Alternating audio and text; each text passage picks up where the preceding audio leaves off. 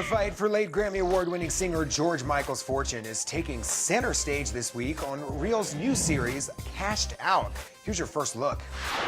George Michael was an astute businessman who was very careful with his money. At the end of his life, his estate was valued to be somewhere about $125 million.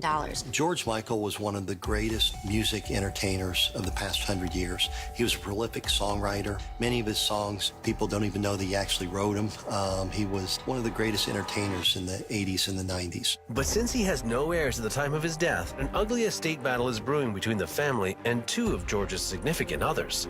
Kenny Goss, the singer's long-term American boyfriend from 1996 to 2009, and Fadi Fawaz, George's on-again, off-again lover in the final years of his life. George Michael and Fadi hadn't known each other that long.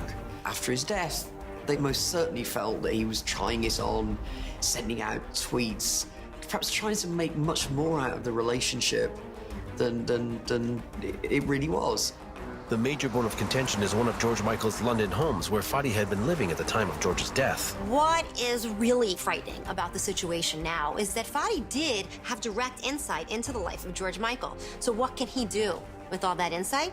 See more on George Michael Cashed Out Wednesday night on REELZ.